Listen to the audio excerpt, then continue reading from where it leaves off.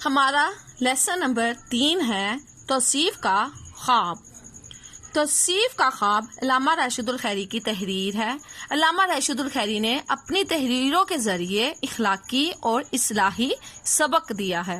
اس کہانی میں بھی انہوں نے اپنے کردار کے ذریعے یہ بات کا احساس دلایا ہے کہ کئی دفعہ ہم لوگ اللہ کی خوشنودی مسجدوں کی تعمیر کر کے یا کوئی اور نیک کام کر کے حاصل کرنا چاہتے ہیں، لیکن کئی دفعہ ایسا ہوتا ہے کہ ہماری اس مدد کی ضرورت کچھ اور لوگوں کو بھی ہوتی ہے جو زیادہ مستحق ہوتے ہیں۔ اس کہانی میں بھی انہوں نے اپنے کردار کے ذریعے اسی بات کا احساس دلایا ہے کہ توصیف نے مسجد کی تعمیر کر کے اللہ کی خوشنودی حاصل کرنی چاہیے، اللہ کی رضا حاصل کرنی چاہیے، لیکن اس کی امداد کی مستحق ایک غریب عورت تھی جسے اس کے پیسوں کی سب سے زیادہ ضرورت تھی۔ کیسے، وہ ہم لوگ اس کہانی میں دیکھیں گے۔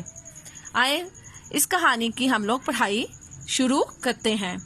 دریائے ہگلی کے کنارے پر ایک عظیم الشان کوٹھی تھی۔ اس کے ساتھ ہی ہم لوگ اس کے مشکل الفاظ کے معنی بھی آپ کو بتائیں گے۔ عظیم الشان یعنی کہ عالی شان، بہت خوبصورت، جس کے چاروں طرف ایک سرسبز و خوشنما خوبصورت باغ مہک رہا ہے، جس میں توصیف اپنے شوہر اور 4 بچوں سمیت رہتی ہے۔ کسی قسم کا رنج و غم، دکھ یا تکلیف اس کے پاس آ کر پھٹکا تک نہیں۔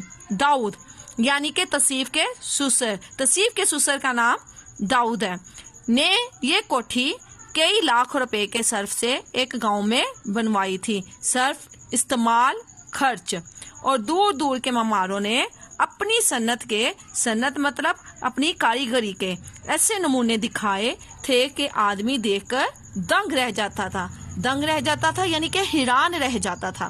رنگ برنگے کے پھولوں نے اس ایوان کو جنت بنا دیا تھا۔ ایوان محل میلوں تک ہوا ان کی خوشبو سے مہکی رہتی تھی۔ تاران خوش الحان کے نغمے، تاران یعنی کہ پرندے، خوش الحان خوبصورت آواز، پرندوں کی خوبصورت آواز کے نغمے، آبشاروں کی سریلی آوازیں خام خواہ دلوں میں امنگ پیدا کرتی تھی۔ امنگ یعنی کہ خواہش۔ بہتر سے بہتر زندگی جو دنیا میں کسی عورت کی بسر ہو سکتی ہے وہ توصیف کی تھی کہ موسیٰ توصیف کا شوہر اس کے اشاروں پر کٹ پتلی کی طرح کام کرتا تھا۔ 11 سال کے عرصے میں لڑائی جھگڑا تو درکنار مطلب ایک طرف کسی قسم کا اختلاف بحث و بمباسا تک سننے میں نہ آیا۔ شام کے وقت ایک روز توصیف پائیں باغ یعنی کہ گھر کے ایک طرف بنا ہوا باغ میں ٹہلتی ہوئی باہر نکلی اور سڑک پر آئی۔ موسیٰ ساتھ تھا۔ دونوں میاں بیوی باتیں کرتے پاؤں پیدل دور تک نکل گئے۔ اب یہاں اس سینٹینس میں ہم نے ایک سائن کا استعمال دیکھا ہے۔ یہ سائن، اس نشان کو ہم لوگ وقفہ کہتے ہیں۔ اس نشان کا مطلب ہے کہ جہاں بھی یہ نشان ہوگا وہاں ہم لوگ تھوڑی دیر وقفہ کریں گے، جیسے آدمی نہ آدم زاد، سرد موسم، شام کا وقت، مسافت خاک نہ معلوم ہوئی، یہاں تک کہ دونوں ایسی جگہ پہنچے جہاں ایک عمارت کی ٹوٹی ہوئی دیواریں اور گری ہوئی محرابیں مطلب مینار۔ آپ نے دیکھا ہوگا کہ مسجد کے کچھ طرف مینار بنے ہوتے ہیں، ان میناروں کو محرابیں کہتے ہیں۔ اس کے مسجد ہونا کا پتہ دے رہی تھی۔ توصیف ایک ایسی ماں کے دوسرے پلی اور ایسے باپ کی گود میں بڑی تھی جہاں مفلسی نے مذہب کی وقت مطلب اہمیت رگوں میں کوٹ کر بھر دی تھی۔ گو تغیر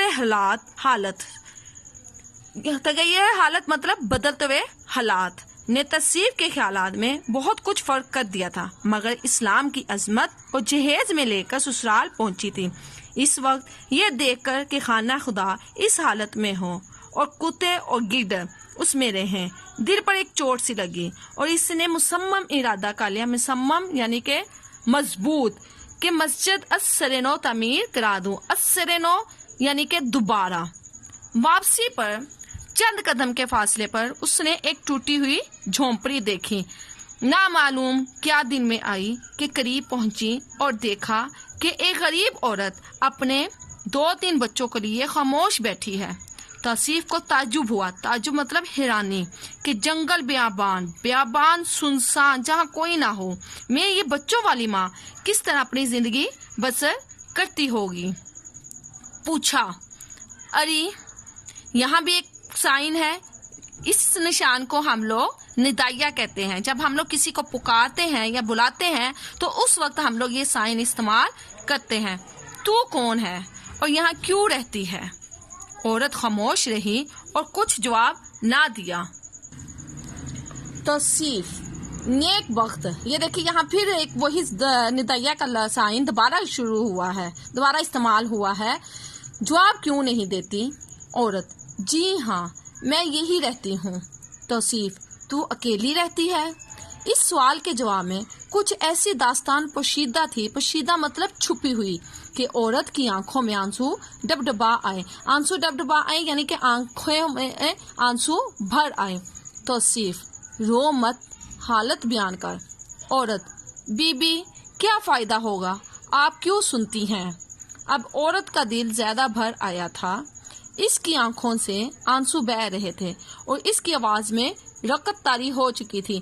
रकत तारी हो जाना जब रोते रोते इंसान की आवाज कांपना शुरू हो जाए, उसको रक्त तारी कह देते हैं। तौसीफ, बता अपनी हालत बता, शायद मैं तेरी कुछ मदद कर सकूं।